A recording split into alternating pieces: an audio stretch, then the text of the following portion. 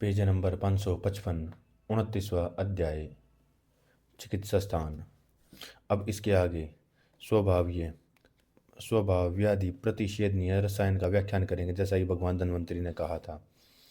स्वभावतः होने वाली जरा या मृत्यु आदि रोगों का निरोध करने और उपाय इस अध्याय में लिखे जाएंगे। युवा के पश्चात जरावस्था आती है और जरा के पीछे मृत्यु भी स्वभावतः है। इन उपायों से कुछ काल के लिए जरा मृत्यु का निरोध किया जा सकता है। श्लोक 3। ब्रह्मा आदि देवताओं ने बुढ़ापे और मृत्यु के नाश के लिए पूर्व काल में और सोम संज्ञा वाले को अमृत बनाया था, उसे सोम का विधान कहा जाएगा। सोम वास्तव में एक ही है, परंतु स्थान, नाम, आकार, वीर्य की भिन्नता से 24 प्रकार का हो जाता है। श्लोक 5, 6, 7, 8, 9। जैसा कि अंशुमन, मुंजवान, चंद्रमा, रजत प्रभ, ध्रुवा, सोम, कन्यन, श्वेताक्ष, कनक प्रभ, प्रतानवान, तालांतुरत, करवीर, अंशवान, स्वयंप्रभ, महासोम, गरुड़ाघृत, गायत्र, त्रेटुब, पांगात, जगत, शाक्व, अग्निष्टोम, रेवत, त्रिपदा, गायत्री से युक्त और उड़पति, ये 24 सोम वेदोक्त शुभ नामों से कहे जाते हैं। इन सब सोमों के सेवन से एक ही विधि और उसका सब गुण समान है और इसका विधान सेवन विधि कही जाती है। श्लोक 10। इनमें से किसी भी एक सोम को पीने की इच्छा वाले मनुष्य सब प्रधान एवं परिचार से युक्त उत्तम स्थान में 3 खंड वाली एक कोठरी के अंदर दूसरी के अंदर तीसरी कोठरी बनवाकर वमन आदि से शरीर के दोषों को निकाल कर पेय आदि कर्म का पालन करके प्रशस्त तिथि, कर्ण, मुहूर्त, नक्षत्रों में याज्ञ के अंशुमान सोम को लगाकर त्रिऋत्विगों से स्नान कराए एवं अग्नि के दिए हुए सोम को घर के अंदर मंगल शांति पाठ और स्वस्ति वाचन करके सोमकंद को स्वर्ण की सुई से चाकू से चीर कर सोने या चांदी के पत्र में एक अंजलि के परिणाम रस को ले इस रस को एकदम से ही पी जाए, घूट घूट करके न पिए। फिर आचमन करके बचे हुए रस को जल में फेंक कर अपने को नियम रखते हुए वाणी को नियमित मौन करके मित्रों के साथ विहार करके फिर घूमे फिरे बैठे। श्लोक 11। रसायन पीकर मनुष्य वायु रहित स्थान में, जहाँ सीधी वायु न हो, रसायन में मन लगाकर पवित्रता के साथ रहे, बैठा खड़ा रहे और चले, परंतु लेटे सोए नहीं। श्लोक 12। अथवा सायंकाल में भोजन करके शांति पाठ सुनकर कुशा की शैया पर काले मृग की मृगछाला बिछाकर मित्रों से घिरा हुआ, प्यास लगने पर शीतल जल को थोड़ा सा पिए, भोजन न करने पर दूध ही पिए।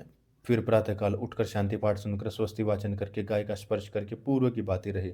सोम के जीर्ण होने पर वमन होता है। फिर रक्त मिश्रित कृमि युक्त वमन करने वाले मनुष्य को सायंकाल गर्म करके ठंडा किया हुआ दूध पिए। फिर तीसरे दिन कृमि मिश्रित मल आता है, इससे वह मनुष्य अनिष्ट प्रतिग्रह भोजन आदि से युक्त होकर शुद्ध शरीर वाला होता है। फिर सायंकाल स्नान किए हुए को पूर्व की तरह दूध देवे, रेशम की चादर बिछाए शैया पर इसको सुलाए। फिर चौथे दिन इसमें शोथ उत्पन्न होता है, फिर सब अंगों से कृमि निकलते हैं। फिर उसी दिन शैया पर धूल बिछाकर सोए। सायंकाल पूर्व की बाती गर्म करके ठंडा किया दूध दे।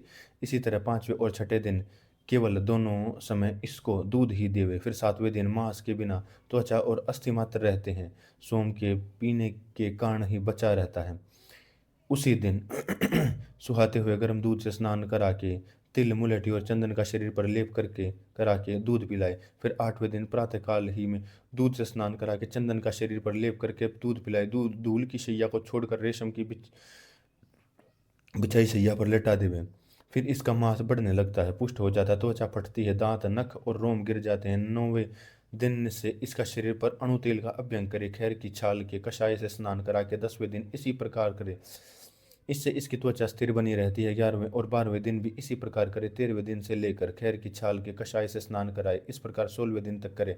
फिर 17वें और 18वें दिन नोकदार संदिग्ध वर्ज विडंग स्फटिक के समान निर्मल समान स्थिर खट्टे आदि का सहन करने वाले दांत निकल आते हैं। तब ये तब से लेकर पुराने शाली चावलों की कणियों से दूध में बनाई यवागु को खाए। 25 दिन तक इसी प्रकार करे। फिर इसको शाली चावलों का नरम भात दूध के साथ दोनों समय दे। फिर इसको मूंग बीरहुट्टी तरुण तरुण समय के समान लाल नख आते हैं, स्थिर संदिग्ध सूक्ष्म एवं लक्षणों से युक्त बाल उगाते हैं, नीले कमल अलसी के फूल तथा विडंग के सदृश वर्णों वाली त्वचा हो जाती है। 1 मास के पीछे वाले कटवा दे 1 मास के पीछे बालों को कटवा दे। बाल कटवा कर खस चंदन काले तिल को इनको पीसकर सिर पर लेप करे अथवा दूध से स्नान कराए। इससे 7 दिन पीछे भ्रमर के समान काले घुंघराले स्थिर संदिग्ध बाल उत्पन्न होते हैं। फिर 3 दिन पीछे पहले पहले घर की देहली में से घर की चारदीवारी से बाहर आकर थोड़ी सी दूर रहकर फिर उसी अंदर उसी घर में चला जाए। अभ्यंग के लिए इसे भला तेल बरतना चाहिए। उदरतन के लिए जौ का आटा, परिषेक के लिए सुहाता हुआ गर्म जल, पानी उत्सादन के लिए अजकर्ण साल का कषाय, स्नान के लिए खस मिश्रित कुएं का पानी, लेपन के लिए चंदन, यूष, सूप आदि आंवले का रस मिलाकर बनाए। गाय के दूध और मुलेठी के कल्क से सिद्ध किए काले तिलों का तेल शाक आदि वस्तुओं को सिद्ध करने में बरते। इसी प्रकार 10 दिन करे। दूसरे 10 दिन दूसरे घर में रहे। इसके पश्चात तीसरे घर में 10 दिन रहे, वहीं धूप और वायु का सेवन करने लगे और फिर अंदर चला जाए। अतिशय सुंदर होने से अपना मुख शीशे या पानी में न देखे। अगले 10 दिन तक क्रोध आदि को छोड़ देवे। यह विधि सब सोमों को के सेवन की है। विशेषकर वल्ली, लता, ध्रुवा, शूपक, झाड़ी जैसे आदि इन सोम ब्राह्मण क्षत्रिय वैश्य को खाने चाहिए। इनकी मात्रा 3.5 मुष्टिफल है। अंशुमान को श्लोक 13। अंशुमान सोम को स्वर्ण के पात्र में निचोड़े, चंद्रमास सोम और चांदी के पात्र में निचोड़े। इन दोनों का उपयोग करके मनुष्य देवताओं के अष्टविध ऐश्वर्य को प्राप्त करके भगवान शिव में प्रवेश करता है। शेष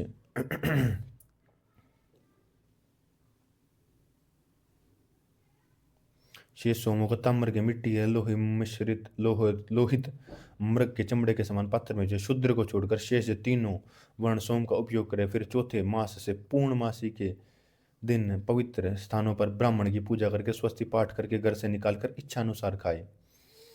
श्लोक 14, 15, 16, 17, 18, 19। बुद्धिमान मनुष्य औषधियों के स्वामी सोम का उपयोग करके 10,000 वर्ष तक नूतन शरीर को धारण करता है। अग्नि, जल, विष, शस्त्र और अस्त्र कोई भी इसकी आयु को नष्ट नहीं कर सकता, अपितु इसको बढ़ाते हैं। उत्तम जातियाँ इसके 60 वर्ष की आयु वाले तथा मद बहते हुए हजारों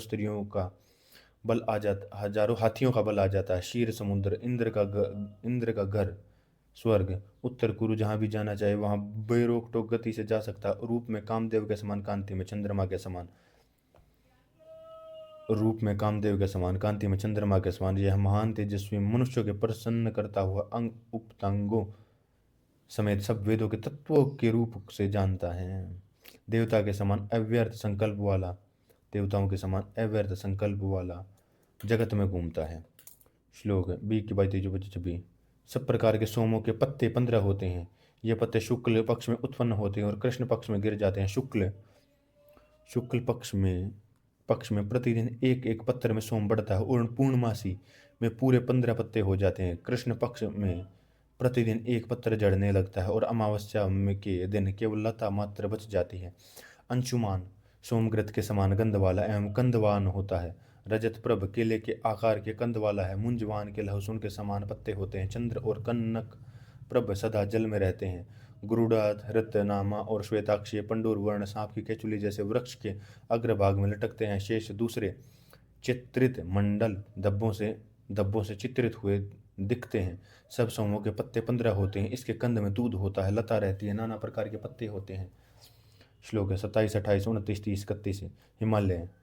हिमालय पहाड़ की चोटी पर, सुहाद्र में, महेंद्र में, मलयाचल पर, श्री पर्वत पर, देवगिरी पर, देवसहगिरी पर, पारियात्र में, विंध्याचल में, देवसुंद में, हृद में, विस्ता में, उत्तर में जो ऊंचे 5 पर्वत है उनके नीचे मध्य में सिंधु नामक जो बड़ी नदी है उनमें सोमों में श्रेष्ठ चंद्रमा सोम हठ जलकुंभी की तरह तैरता है। इसके समीप में मुंजमान अंशुमान रहता है। कश्मीर के शुद्रक मानस नाम का दिव्य तालाब है, यहाँ पर गायत्र त्रिटु कश्मीर में शुद्रक मानस नाम का दिव्य तालाब है, यहाँ पर गायत्र त्रिभुट पाक शाकवर तथा चंद्रमा के समान कांति वाले दूसरे सोम हैं।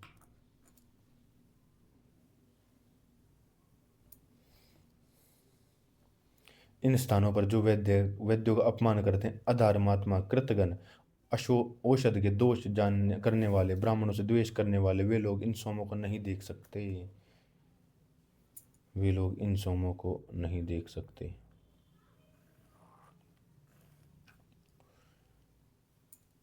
30वां अध्याय।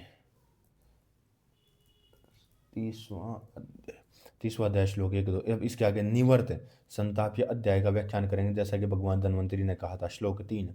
इस प्रकार स्वर्ग में देवता संताप दुख से रहित होकर आनंद करते हैं, उसी प्रकार औषधियों को प्राप्त करके पृथ्वी तल पर मनुष्य आनंद अनुभव करते हैं। श्लोक 4।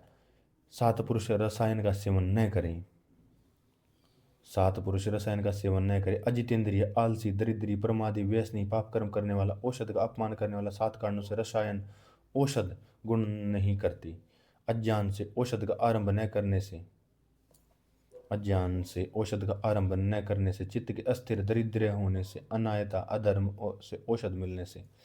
श्लोक 5। इसके आगे औषधियों का व्याख्यान करेंगे। अजगरी, श्वेत श्वेत कापोती, कृष्ण कापोती, गोनसी, वराही, कन्या, छत्रा, अति छत्रा, केरुणु, अजा, चक्रका, आदित्यपर्णी, ब्रह्म, सुवर्चला, श्रावणी, महाश्रावणी, गोलोबी, अजलोमी, महावेगवती, ये 18 औषधीय सोम के समान शक्तिशाली हैं।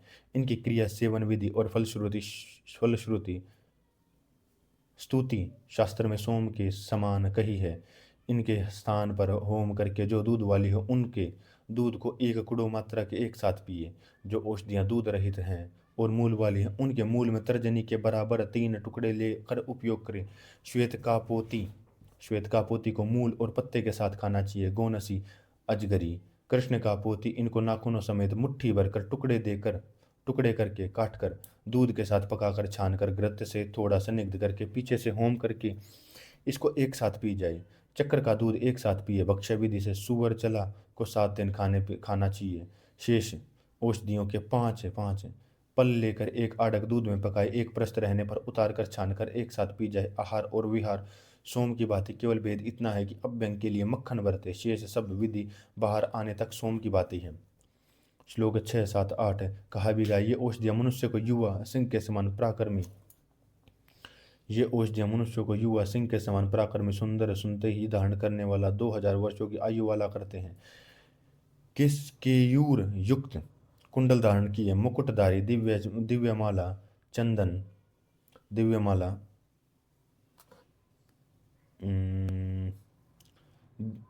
करके संकल्प वाला, बादल से भी न जानने योग्य, आकाश में विचरता है, इससे जिससे पक्षी जाते हैं और पानी से भरे बादल गति मार्ग से जाते हैं। औषधि से सिद्ध मनुष्य की वह गति है, सोम से सिद्ध व्यक्ति की भी गति इससे ऊपर हो जाती है। श्लोक 9, 10, 11, 12, 13, 14, 15, 16, 17, 19, 20, 21, 25। इसके आगे औषधियों का पृथक पृथक पहचान करेंगे। अजगरी, चित्र, कपिल वर्ण के धब्बों वाली, सांप के आकार की, 5 पत्तों की 5 रत्नी प्रमाण होती है। श्वेत का पोती, पत्र रहित, स्वर्ण के समान चमक वाली, मूल में 2 अंगुल लंबी, सांप के आकार के, अंदर के लाल होती है। गोनसी, 2 पत्तों वाली, मूल के अरुण वर्ण का, धब्बों की 2 रत्नी लंबी, गाय की नासा के समान आकार होती है। कृष्ण का पोती, दूध युक्त, रौंगटे वाली, कोमल रस में गन्ने के रस के समान होती। छत्रा, अति छन्ना, 1 पत्ते वाली, महान शक्ति संपन्न, तोड़े हुए अंजन के समान कांति युक्त, रक्षोगण एवं कंद से उत्पन्न होती। ये जरा और मृत्यु को नष्ट करती। श्वेत का पोतिका के आकार की है। कन्या, सुंदर व मोर के बालों के समान, 12 पत्रों से युक्त, कंद के उत्पन्न, स्वर्णा के समान, दूध महौषधि के कारण, किरणु, बहुत दूध वाली और हाथी के समान कंद वाली है। अजा, महाऔषधि, हस्ती, कर्णपलाश, हाथी, चिवारी, डाक के समान पत्तों की, 2 पत्तों वाली, बकरी के स्तनों के समान, कंद के दूध वाली, शूप, रूक, शंख, कंद, मोगरा, इंदु के समान, श्वेत चक्र का औषधि, श्वेत वर्ण, विचित्र फूलों की, काकादनी के समान, शूप की, जरा और मृत्यु को नष्ट करने वाली है। आदित्य पर्णिनी, मूल, 5 पत्तों की, ये पत्ते सूर्य के समान लाल कोमल होते हैं। यह महाऔषधि सूर्य की ओर सदा मुख रखती है। इसकी चमक स्वर्ण के समान, जल के किनारों पर सब ओर फैलती है। ब्रह्मा, सुवर चला, दूध वाली, कमलिनी के समान, अरत्नी मात्र, बालित सरबर, शूप की, दो अलूबे लंबे पत्तों की, नीले कमल के समान फूलों की और फल अंजन के समान काले होते। महाश्रावणी स्वर्ण के समान कांति की और दूध वाली है। स्वर्णी पांडुवर्ण और महाश्रावणी के लक्षणों की है। गोलोमी और अजालोमी रौंटे वाली एवं कंद के उत्पन्न होती है। वेगवती हंसपाद हंस के समान टूटे हुए मूल के निकलते हुए पत्तों वाली, सब प्रकार से शंख पुष्पी के समान बड़े भारी वेग से गिरी हुई सांप की कचुली के समान होती है। वर्षा के बीतने पर यह उत्पन्न होती है। श्लोक 26 से 27-28 है। सांप के आकार की पहली जो सात औषधियाँ कही हैं, उनको निम्न मंत्र के साथ उखाड़ना चाहिए। महेंद्र, राम, कृष्ण, ब्राह्मण, गाय इनके तप या तेज के कारण कल्याण के लिए उपशमन करें। इस मंत्र को बुद्धिमान महेंद्र इन मंत्रों के साथ उगाड़ना चाहिए। इस मंत्र से बुद्धिमान सब औषधियों को आमंत्रित करे। श्रद्धाहीन, आलसी, कृतघ्न, पाप कर्म करने वाला मनुष्य सोम के साथ जैसी अजगरी आदि को नहीं प्राप्त कर सकते। श्लोक 29। ब्रह्मा के आगे चलने वाले देवताओं के पीने से बचे हुए अमृत को सोमवीर्य वाली औषधियों में और औषधियों से पति सोम नामक औषधि रख दिया गया है। श्लोक 33 से 39। ब्रह्म सुवर चला तालाबों में श्रेष्ठ, सुवंद में, महानदी सिंधु में और जल के किनारों मिद्य, बुद्धिवर्धी सुवर चला मिलती है। आदित्य पर्णी भी वसंत में वही मिलती है। अजगरी सदा मिलती है। गोनासी वर्षा में मिलती है। काश्मीरी में शूद्रग मानस नाम का दिव्य तालाब है, वहां पर किरणु, कन्या, छत्रा, अतिच छत्रा, गोलोमी, अजालोबी, महाश्रावणी होती है। वसंत में कृष्ण सर्पा और गोनसी दिखती है। कौशिकी नदी को पार कर संचयंती नदी से पूर्व की ओर वल्मीकों से भरे हुए जो क्षिति भूमि भाग हैं, ये भूमि भाग 3 योजन खंबे से वहां से ये उत्पन्न होती हैं। वहां पर वल्मीक की चोट पर श्वेत कापोती उत्पन्न होती है। मल्य और नल सेतु पर वेगवती औषधियां होती हैं। उपवास करके इस औषधि को कार्तिकी की पूर्णिमा को खाए। सोम के समान आचरण करे। फल भी सोम के समान है। इन सब औषधियों को और सोम को भी अर्बुद पर्वत से एकत्रित करना चाहिए। यह पर्वत देवताओं के विचरने से पवित्र बादलों से भी ऊंचा सिद्ध है। ऋषि देवताओं से सेवित प्रसिद्ध है। भयंकर गुहाओं से युक्त, सिंह की गर्जना से नादित, हाथी से आलोडित, जलवालियों से गिरा, नाना प्रकार के विचित्र धातुओं से सब स्थानों को शोभित है। नदियों में, पर्वतों में, तालाबों में, पवित्र जंगलों में, आश्रमों में, सब स्थानों में से ये सब औषधियाँ ढूंढनी चाहिए, क्योंकि भूमि सब रत्नों को धारण करती है।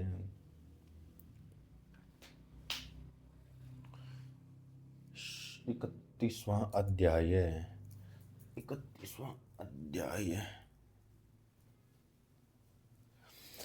31 है। श्लोक 1-2। अब इसके आगे स्नेहोपयोगी चिकित्सा का व्याख्यान करेंगे, जैसा कि भगवान धन्वंतरि ने कहा था। इस अध्याय में स्नेह के उपयोग का वर्णन किया गया है। यह पुरुष स्नेह के सहारे टिकने वाला है और प्राण भी स्नेह की मुख्यता वाले हैं। प्राणों का भी मुख्य आधार स्नेह ही है तथा रोग में भी स्नेह ही साध्य होते हैं, क्योंकि स्नेह पान, अनुवासन, मस्तिष्क, शिरोविरेचन, शिरोबस्ती, उत्तर बस्ती, नश्य कर्ण में भरने, शरीर पर अभ्यंग भोजन में बरतना चाहिए। श्लोक 4। इसमें स्नेह की योनि उत्पत्ति स्थान, 2 प्रकार की स्थावर और जंगम है। स्नेह के 4 भेद हैं: घी, तेल, वसा, मज्जा पहले कहे गए हैं। इनमें जंगम में स्नेहो घी, वसा, मज्जा, गो का घृत प्रदान है और स्थावर स्नेहों में तिल प्रदान है। श्लोक 5। इसके आगे प्रयोजन के अनुसार प्रदान मुख्य की दृष्टि में स्थावर स्नेहों को कहेंगे। इसमें तिलवक, एरंड, कोशाम्र, जमालगोटा, द्रवंती, सप्तला, शंखनी, यवतिका, डाक, वाष्णिका, मेढा, शंडी, गवाक्षी, इंद्रयाण, कमिला, अमलतास, नीलनी इनके स्नेह विरेचन करते हैं। जिमूतक, देवदाली, कूड़ा, कृतवेदन, इक्ष्वाकु, कड़ुआ, तुम्बा, दामा गर्भ, दिया, त्रोई, मैनफल इनका स्नेह वमन कराते हैं। विडंग, चिरचिटा, मीठा सहजन, सूर्यवल्ली, आदित्य भक्ता, पीलू, सरसों, मालकांगनी इसका स्नेह शेर का विरेचन करता है। करंज, पूती करंज, अमलतास, बिजोरा, हिंगोट, चिरायता इनका स्नेह दूषित वर्णों में बरता जाता है। तुर्वक, कैथ, कमीला, बिलावा, पटोल इनका स्नेह महारोगों में बरता जाता है। कीरा, ककड़ी, करकारू, फूट, तुम्बी, पेठा इनका स्नेह मूत्र के अवरोधों में बरता जाता है। कपोत, वंका, बहु, सुवर, चलाका, ब्रह्मी, बावची, हरड़ का स्नेह शर्कर एवं अश्मरी से प्रयुक्त होता है। कुसुम्भ, बरे, सरसों, अलसी, नीम, माधविलता, बांडी, कुड़वी, तुम्बी और नील, अपराजिता, कोयल इनका स्नेह प्रमेयों में बरता जाता है। ताल, नारियल, कटहल, केला, पियाल, बेलुआ, महुआ, लसूड़ा, अम्बाडा। इन फलों से स्नेह पित्त से मिली वायु में बरता जाता। बहेड़ा बिलावा मैन फल, इनका स्नेह श्वेत वर्ण को काला बनाने में बरता जाता है। स्वर्ण कुंडुप्रिंग और श्योनाक स्नेह काले को श्वेत बनाने में। चीड़ देवदारू शीशम अगरू, इन लकड़ियों का स्नेह दद्रु कुष्ठ किट्टिब में बरता जाता है। सभी स्नेह वायु का नाश करते हैं। तेल गुण के संक्षेप से कह दिया गया है। श्लोक 6। इसके आगे कषाय तथा स्नेह की पाक विधि का उपदेश करेंगे। इसमें कई आचार्य कहते हैं कि छाल पत्र फल मूल आदि का एक भाग इससे 4 गुना पानी मिलाकर क्वाथ चतुर्थांश रहने पर उतार लेवे। यह कषाय कल्पना स्नेह के 6 प्रशस्त लेकर इसमें 4 गुना द्रव्य मिलाकर 4 अक्ष मात्रा में औषधि या कल्क मिलाकर पाक करे। यह स्नेह पाक विधि यह ठीक नहीं है, क्योंकि यह शास्त्र में मान्य नहीं है। श्लोक 7। इसलिए पल कुड़व आदि परिणाम कहते हैं। इसमें श्रेष्ठ मध्यम आकार के 12 मासों उड़दों का एक स्वर्ण मास है। ये 16 स्वर्ण मास एक स्वर्ण कृष के बराबर है, अथवा मध्यम आकार के 19 निष्पाव एक धारण के बराबर है। इन ढाई धारण से एक कृष होता है। इसके आगे प्रत्येक का 4 गुना करते हुए पल कुड़व प्रस्थ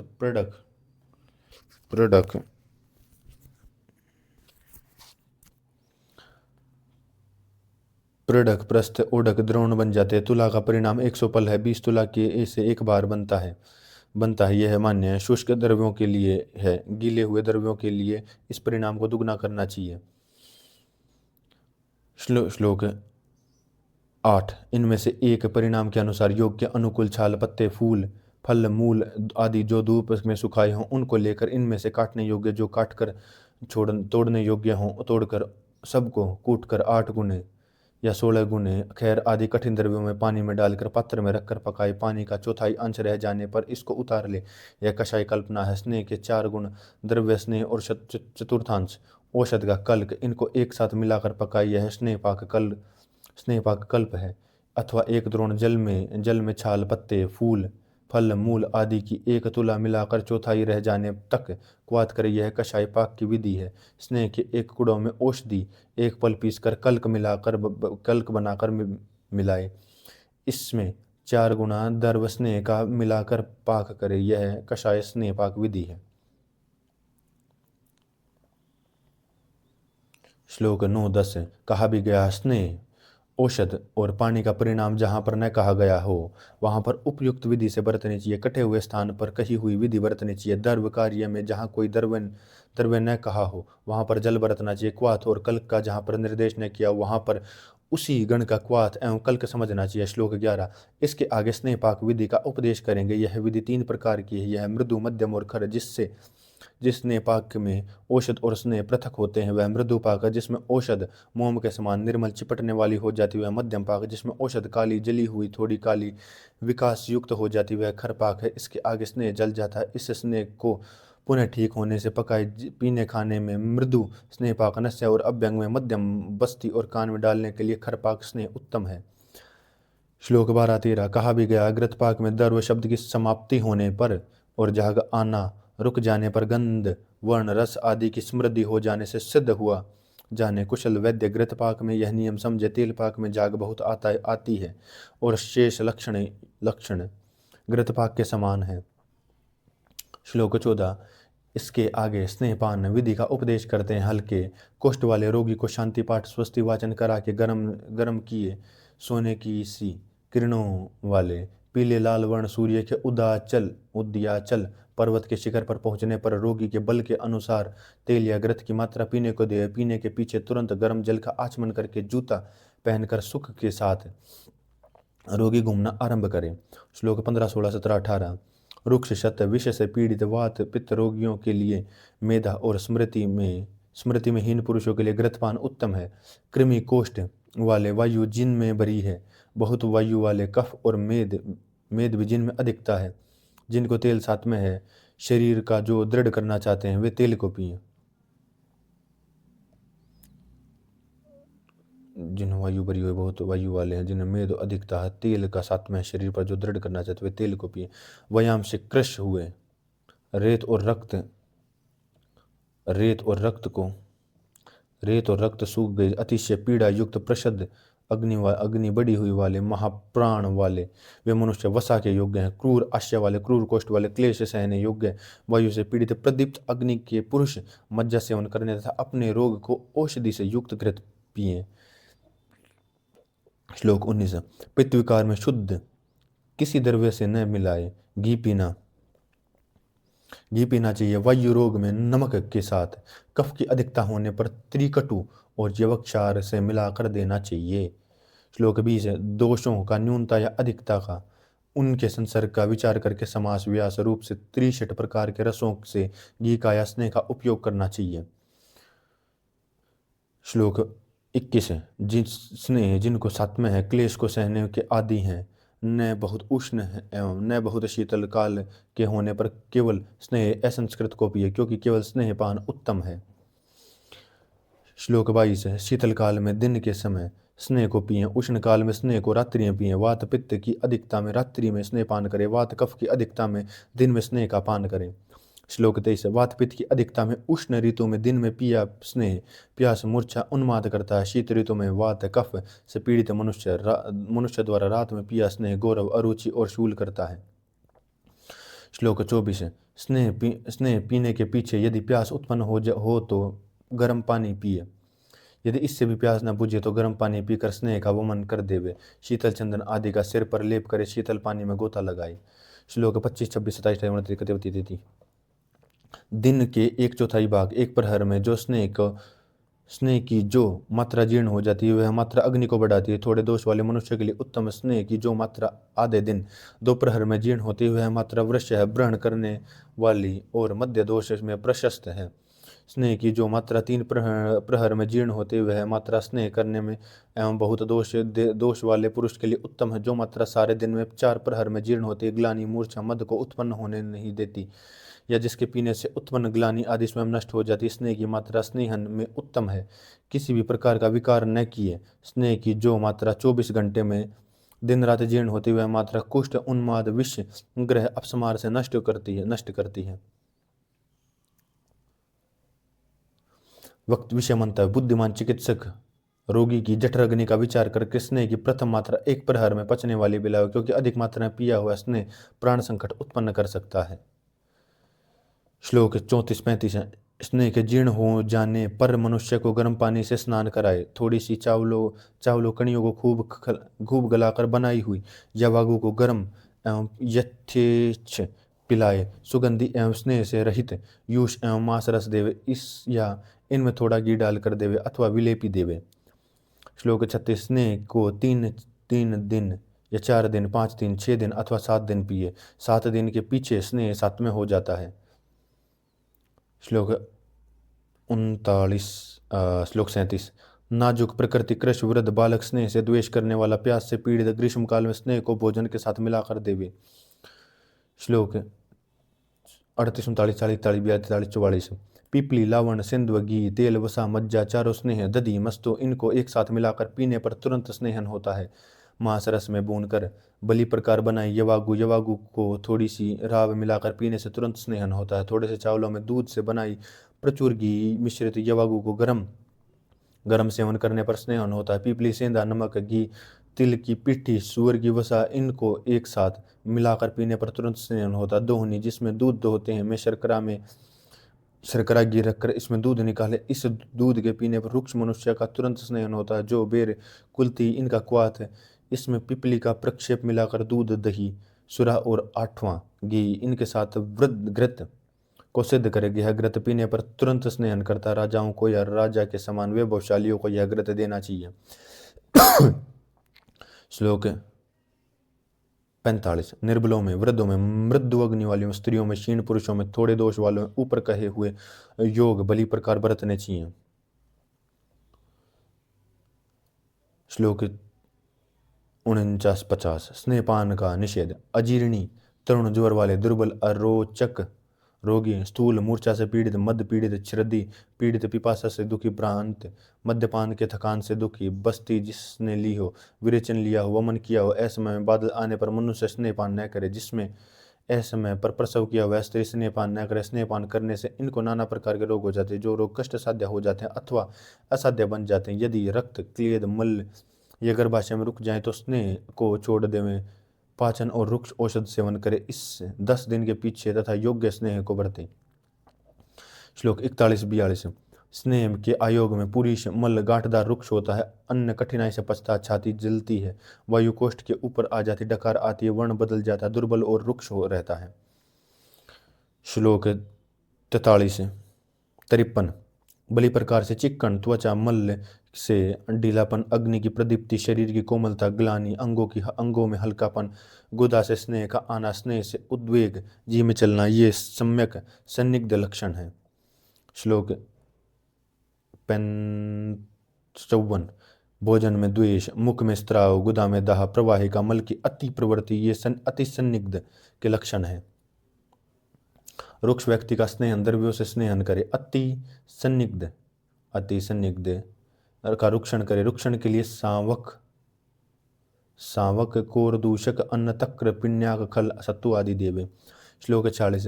स्नेह का नित्य सेवन करने वाले पुरुष की जठर अग्नि प्रबल हो रहती है, कोष्ठ शुद्ध रहता है, रस आदि धातु बल वर्ण सदा नूतन रहते हैं, इंद्रियां दृढ़ रहती हैं, बुढ़ापा देर में आता है, आयु 100 साल रहती है।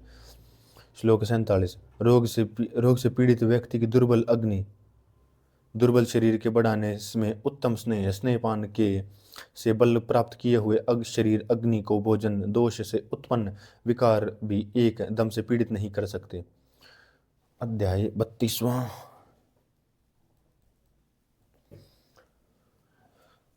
32वां अध्याय श्लोक 1-2। अब इसके आगे स्वेदाविचारणीय चिकित्सा का व्याख्यान करें। जैसा कि भगवान धन्वंतरि ने कहा था, इस मंतव्य इस अध्याय में स्वेद विधि का वर्णन किया गया है। स्वेद 4 प्रकार का है तथा ताप स्वेद 4 प्रकार का है। ताप स्वेद, उष्ण स्वेद, उपना स्वेद, द्रव्य स्वेद। इन चारों स्वेदों में अन्य सब तरह के चरोक्त स्वेदों का अंतर्भाव हो जाता है, यथा तप स्वेद में जैंता का क्रू, कुटी, कूप और होला का उष्म स्वेद में ताप स्वेद में, उष्म स्वेद में संकर, प्रत्र, अश्मन, नाही, कुंभ और भू स्वेद में। इन 6 का सब द्रव्य स्वेद में परिषेक और अवगाहन का समावेश है। ताप स्वेद, इसमें हाथ, कांसी, कंदूक, ठीकरा, रेत वस्त्रों का द्वारा किया जाता। सोते हुए, लेटे हुए के अंगों को खैर के अंगारों से बहुत बार गर्म करके ताप स्वेद दिया जाता है। विषय मंतव्य: हाथ तपा कर, कांस्य पात्र को तपा कर, कंदूक रुई भरकर, पोटली, तकिया आदि को तपाकर, कपाल, मिट्टी के ठीकरों को तपाकर, बालू का तपे हुए बालू की पोटली अथवा बालू की पोटली को तपा कर अथवा वस्त्र को तपा कर वेदना युक्त अवयव पर स्पर्श कराना, तपे बालू पर चलना, बैठना, लेटना, तपे पर बिस्तर लेटना, तकिया लगाना आदि, अंगारों को शैया के नीचे रखना आदि स्वेद का विस्तृत वर्णन देखिए। सूखी रूखी वस्तुओं में जो स्वेदन किया जाता है वह ताप स्वेद कहलाता है। श्लोक 5। उष्म स्वेद के लिए ठीकरा, पत्थर, ईंट, लोहपिंड, इनको अग्नि में लाल गर्म करके इनके ऊपर ठंडे पानी का या कांजी के छोटे छींटे देकर जब तक यहाँ से सांसा की आवाज निकले तब तक इनके गीले वस्त्रों में लपेटकर अंग प्रदेश पर स्वेद देवे। मांस, रस, दूध, दही, स्नेह, कांजी, इरंड आदि वातहर पत्रों के क्वाथ से भरे पात्र को गर्म करके उस पात्र को कंबल आदि से ढांप करके, जिस प्रकार की आजकल चाय की केटली को ढांपने की प्रथा है वैसे गर्म कर रखे। उसकी गर्मी रोगी लेवे अथवा उस गड़िया के पार्श्व में छेद करके उसमें अथवा इस गड़िया के मुख पर एक दूसरी हंडिया औंधी उल्टी रख कर दोनों का मुख जोड़कर ऊपर की हांडी में छेद करके उसमें हाथी के शुंड के आकार की मुंडी हुई नालिका लगाकर, जिससे कि वाद्य सीधा जोर से न आए अपितु मुड़कर आए, स्वेद देवे। श्लोक 7-8। बलि प्रखर अभ्यंग तेल का किए भारी गर्म वस्त्र से ढापे हुए आराम से बैठे वात रोगी को हस्ती के शुंड के आकार की नाड़ी से स्वेद देवे। यह सब अंगों पर सुख से स्वेद देती है, मनुष्य को दुख नहीं पहुंचाती। नाड़ी की लंबाई आधा व्यायाम होनी चाहिए। 3 स्थान पर घुमाव वाली मुड़ी और हाथी के सूंड के आकार की किलिंज, जिसकी लड़कों की कलम बनती है, उसका नड़, सरकाश आदि की बनी नाड़ी का स्वेदन के लिए उत्तम है। श्लोक 8। पुरुष की लंबाई के बराबर भूमि को खोदकर उसको खैर की लकड़ियों से गर्म करके उस पर दूध की कांजी या पानी का सींचन करके वात घन पत्तों से इसको ढांपकर रोगी को लेटाकर स्वेद देवे। अथवा श्लोक 9। अथवा शिला पर खैर की लकड़ियां जलाकर राख को हटाकर पानी का सेचन करके वाथर पत्थरों से ढककर इस पर रोगी को लेटा स्वेद देवे। श्लोक 10। चार द्वार वाली कुटिया को बनाकर उसमें पूर्व की भांति शिल तेल वाष्पस्वद भांति उसके अंदर बैठाकर उसके चारों प्रकार से चलाते हुए रोगी को अंदर देवे। चार द्वार वाली उसमें देवे। विषमंतव्य यह कुटी स्वेद का विधान है, जैसे बगलों या अग्न्यदान में बने रहते हैं शीत कटिबंध के देशों में घर बने रहते हैं, वह सब सूत्र द्वारा बताया गया। इस पर विशद वर्णन चरक संहिता में है। सोम के लिए अगार कुटी का बनाने का विधान है, जिसमें अगार कुटी का विधान है।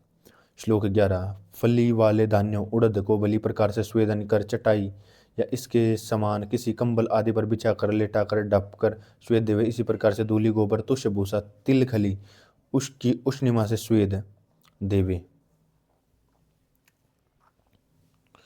उपनाह स्वेद वात घन मूल एरंड मूल द्रव्यों के कलकों को कांजी से पीसकर प्रचुर मात्रा में नमक मिलाकर तेल आदि से संयुक्त बनाकर सुहाता हुआ गर्म गर्म लेप करके स्वेदन देवे। इस प्रकार से काकुल्य आदि एलना आदि गण सुरसा आदि गण तिल अलसी सरसों का कल्क खिचड़ी खीर उत्तारी का लपसी वेशवार कीमिया किया हुआ मांस सालवन वात व्याधि में कहा है। द्रव्यों का लेप करके सूक्ष्म वस्त्र में बांधकर स्वेद देवे।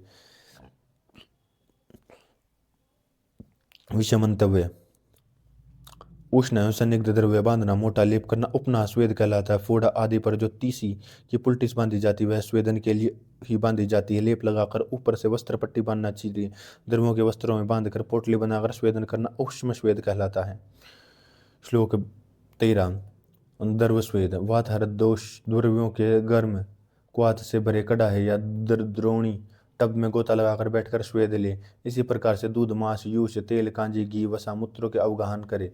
इन द्रव्यों के सुहाते गर्म कषायों से रोगी परिसेचन करे। विषमंतव्य किसी भी उष्ण द्रव्य में बैठना अथवा उससे स्नान करना अथवा पीड़ित अवयव पर परिसेचन करना टकोर करना सब द्रव स्वेद कहलाता है। शीतकाल में उष्ण जल का स्नान भी द्रव स्वेद है। उक्त चारों प्रकार का स्वेद चरक के शब्दों का अग्निगुण संश्रय है, अग्नि के संयोग से किया जाता है। श्लोक 14। इसमें ताप स्वेद उष्म स्वेद ये विशेष रूप से कफनाशक है। उपनाह स्वेद वातनाशक है। किसी एक कफ या वायु से पित्त के विलय होने पर द्रव्य स्वेद होना चाहिए। श्लोक 15। निर्ग्नि स्वेद वायु के कफ और मेद से मिला होने पर, जैसे उरुस्तंभ में वायु रहित निवास धूप भारी गर्म ओढ़ना कुश्ती आदि बल कार्य मुसाफिरी व्यायाम व्यार उठाना क्रोध इनसे रोगी का स्वेदन करे। इनसे रोगी का स्वेदन करे।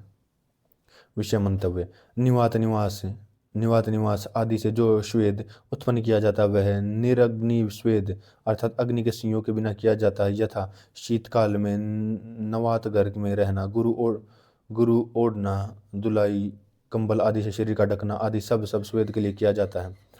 श्लोक 16। कहा भी गया चार प्रकार का जो स्वेद है वह दो प्रकार से बरता जाता है। यह है स्वेद संपूर्ण शरीर में या शरीर के किसी अंग पर रहता है। श्लोक 17 18 19। जिन मनुष्यों को नश्य देना हो बस्ती देनी और जो शोधन के योग्य हो उनको इन कार्यों के पहले स्वेदन देना चाहिए। शल्य निकालने के उपरांत उपद्रव रहित मूढ़गर्भा स्त्री समय पर जिसने ठीक प्रकार प्रसव न किया हो इनको पीछे से स्वेद देना चाहिए। बगंदर अर्श और अश्मरी में रोगी को शस्त्र क्रम से पहले और पीछे स्वेद देना चाहिए। शोषों के लिए शास्त्र में कहेंगे। श्लोक 20। स्वेद को जानने वाला वैद्य बिना अभ्यंग तेल के शरीर का स्नेहन किए बिना भी स्वेदन न देवे, क्योंकि लोक में हम देखते हैं कि बिना स्नेहन किया काष्ठ स्वेदन देने पर टूट जाता है, ऐसे ही बिना स्नेहन किया शरीर स्वेद से नष्ट हो जाएगा। श्लोक 21। धातुओं में स्थित अपने स्थानों में स्थित और कोष्ठ शाखा मर्म अस्थि संधि आदि मार्गों में छिपे हुए जो दोष हैं वे स्नेह से क्लीन बनकर स्वेद देने पर द्रव बनकर कोष्ठ में आकर संशोधन द्रव्यों से वमन विरेचन से संपूर्ण रूप में बाहर निकल आते हैं। श्लोक 22। भली प्रकार दिया हुआ स्वेद अग्नि की दीप्त कोमलता त्वचा की निर्मलता भोजन में रुचि स्त्रोतों की निर्मलता उत्पन्न करता है। निद्रा तंद्रा को नष्ट करता है। जड़ बनी संधियों को शीघ्र ही क्रियाशील बनाता है। श्लोक 23 24। भली प्रकार स्वेद होने पर पसीना का टपकना रोगी का रोग का नाश, शरीर में हल्कापन, शीत की चाह, कोमलता। रोगी के बलि प्रकार से श्विन्न होने पर यह लक्षण होते हैं। ठीक प्रकार स्वेद न होने पर इनमें विपरीत लक्षण होते हैं। स्वेद के अत्यधिक होने पर संधियों में पीड़ा, विदाह, छालों की उत्पत्ति, पित्त, रक्त का प्रकोप, मूर्छा, भ्रांति, दाह, प्यास, कल्म होता है। ऐसी युवावस्था में तुरंत शीत उपचार करना चाहिए। श्लोक 25-26। पांडु रोगी, प्रमेही, रक्तपित्त रोगी, क्षय रोगी, शाम, निर्बल, अजीर्ण रोगी, उदर रोगी, विषय से पीड़ित, प्यास व मन से दुखी, गर्भवती, मद्यपान किया, अतिसार रोगी, इनको स्वेद नहीं देना चाहिए। स्वेद देने से ये मर जाते हैं, इनका अथवा इनके रोग असाध्य हो जाते हैं। दुर्बल एवं अजीर्ण में भोजन किया व्यक्ति, यदि ये दो मनुष्य किसी स्वेद साध्य रोग से पीड़ित हों तो इनको स्वेद दे सकते हैं। श्लोक 27, 28, 29, 30। अस्वेद के अयोग्य इन व्यक्तियों को यदि कोई रोग स्वेद साध्य हो तो इनको मृदु स्वेद देना चाहिए। हृदय, मूष्क और आंख पर भी मृदु स्वेद देना चाहिए। सब प्रकार का स्वेद वायु रहित स्थान में और अन्न के जीर्ण होने पर करना चाहिए। शरीर पर स्नेह का अभ्यंग करके और आंखों पर शीतल वस्तुओं से ढाप कर स्वेद देवे। शरीर पर स्नेह का, आंखों पर शीतल वस्तुओं का ढाप कर दे। स्वेदन देते समय हृदय पर मणिमुक्ता आदि शीतल द्रव्यों से बार बार स्पर्श करते रहना चाहिए। बलि प्रकार स्वेदन हो जाने पर शरीर का मर्दन करके गर्म पानी से धीरे धीरे स्नान करा के बलि प्रकार अभ्यंग करके अंगों को वस्त्र से ढककर वायु रहित घर में बिठाए अनभिसंधि सब भोजन देवे। सब आचार व्यवहार परहेज करे, परहेज आदि के नियम बता देवे।